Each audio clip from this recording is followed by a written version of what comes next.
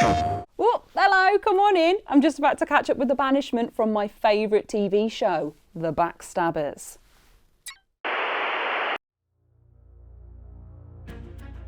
I've thought really long and hard about this, and I just can't shake the fact that I think that the Backstabber is Delson Rodent. He says he's 100% faithful. I'm sorry, I've just got to stick to my gut with this one.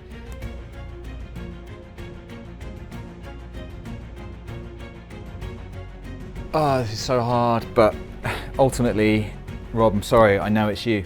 I just know it's you. So, I'm voting for Delson. Sorry, Delson. Top badger. Well, I think regardless of whether he's innocent or a backstabber, I think this is a perfect opportunity for me to just get rid of you, so I am voting for you, Delson. I'm not sorry. Man, I really hope people watch the Traitors TV show or that is going to make no sense. Anyway, the whole thing has got me in the mood for some treachery. So, let's take a look at the 7 best gaming betrayals you never saw coming. I simply cannot talk about betrayal without mentioning this accursed name in a video. Milel. Milel the Banker. A false title for a false creature, I assure you. Just as Rob comes time and time again to Metal Gear, so do I return to the dank halls of Hallownest to make lists out of all the little bugs that live there. And Milel, wretched fiend, is top of this lineup of betrayers for her devious work in stealing all of my, and your, hard-earned geo. Her whole shtick is taking all the currency you invest into her bank, aka her shell, until you find her hours later lounging in a hot spring and can give her a good rattling for your cash back with interest. What makes this so egregious, however, is her commitment to actually storing your geo up until she hits a good enough nest egg to leave with. You can return repeatedly to store away your coins up until 2,550 geo. Proving she is a calculated old bag of a bug instead of an opportunistic thief. It's like when Rosie offered to keep all my chocolates safe in her mouth like a hamster but ended up eating them anyway. I should have known she didn't have cheek pouches. Now I'm even starting to doubt whether she has webbed feet either.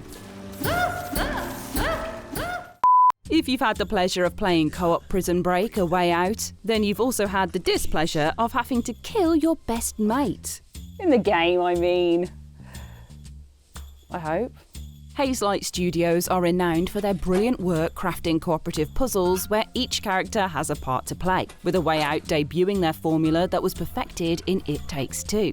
Here, Leo and Vincent are faced with escaping from prison and righting the wrongs of their past, only to find out in the final moments of the game that Vincent is not the hardened criminal he pretended to be, but rather a stinking cop instead. I'm sorry, Leo. Oh, the shame, the embarrassment. The game then pits these characters, your 2 protagonists, against each other in a button mash-off, with the winner being rewarded the chance to shoot their partner dead. What's clever about this one is that it's a betrayal from the game itself, as your Vincent player has no idea they're secretly working for the police, and the mechanics of working together are flipped on their head as you're forced to compete for a win.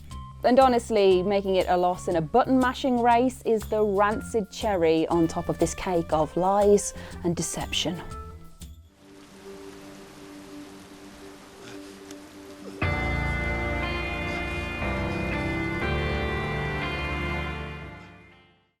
Expertly infiltrating a team on behalf of a shady organisation with the intent of stealing their resources takes a lot of careful work, imperceptible camouflage, and intelligent strategy.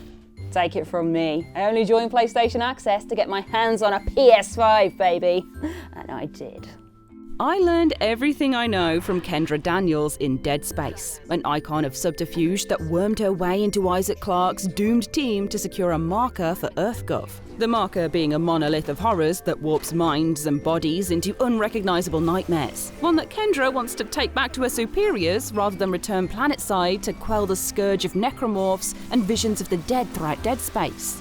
Hell, you gotta respect someone that knows what they want. To be fair, she's the only one that was seeing the marker for what it was really doing for a large portion of the game. But also in the mind of fairness, she probably did deserve being smeared for being so manipulative with it. Perhaps the best betrayal of the bunch isn't one that's in a game at all. It's the one where the game is betrayal. Among Us, which hones your skills as a dastardly piece of work in the pillars of lying, killing, and venting. Oh my god, finally I've got somewhere I can talk about this on a video. So, I don't understand why fake pockets are a thing on trousers. Why is it that when I go to buy a pair of trousers... Rosie, not that kind of venting. Oh. I'm talking about the fine art of disappearing beneath a metal grate and reappearing on the other side of the map, snapping your victim's neck, or better yet, driving your sharpened tongue through their eye, and then blending in with the other little fellas around you so you can do it all again for as long as possible. It's a cartoon version of The Thing, complete with the snowy Polus map for a matching setting, perfect for hunting down your fellow players whilst disguised as an innocent interplanetary worker. Little do they know about that killer tongue, though. Sometimes the betrayal comes from inside the house, and sometimes that house is a person.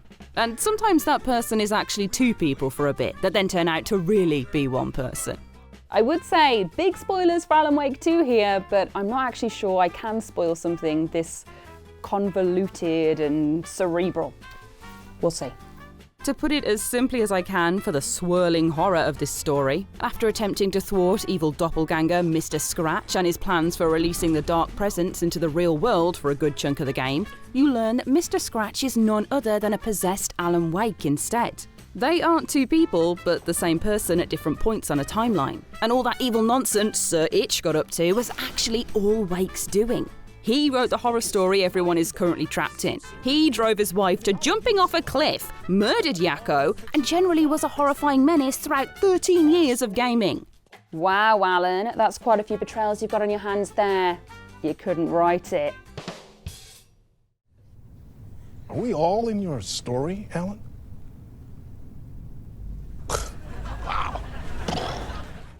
Next, Chef Saltbaker from Cuphead earns his spot on the Betrayals list by being a big seasoning shaker with nefarious motives. Salty by name, salty by nature. When the granular guy tells of the ingredients he needs to make a wonder tart with, an exceptional pastry that grants power over the astral plane that can be used to make ghosts corporeal again, it seems like everything will be a rollicking good time as your gang work to collect them to bring a friend back to life. I'll remember to give Rosie some baked goods after that Among Us section then. I'll sort her right out. All is gravy, or the fruit pie equivalent, until your team returns to Chef Saltbaker, who has rudely snatched Cuphead's spirit for the finishing touch and intends to use the Wonder Tart to rule over the astral plane himself. And so the kindly baker becomes a murderous tyrant, maiming the sentient ingredients collected from across the land in his boss fight to use against the Cup crew. Evil.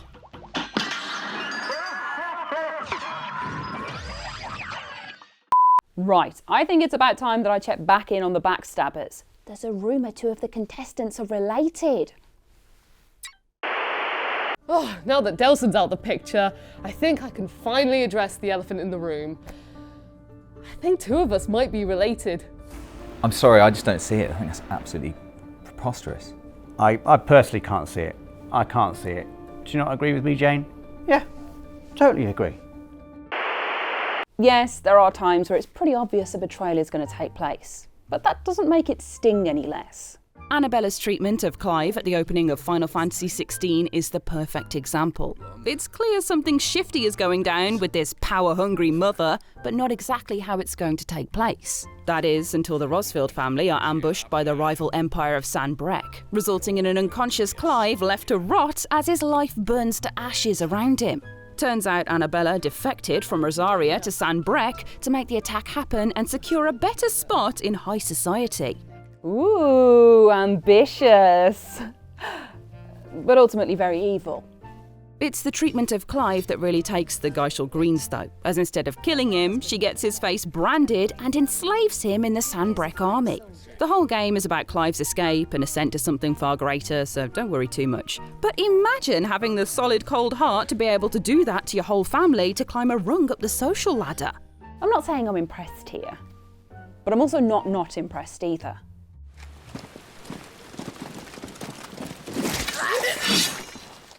So there you have it. There are 7 of our most egregious betrayals in games. There's plenty more that fit the bill, so please highlight your favourites in the comments below.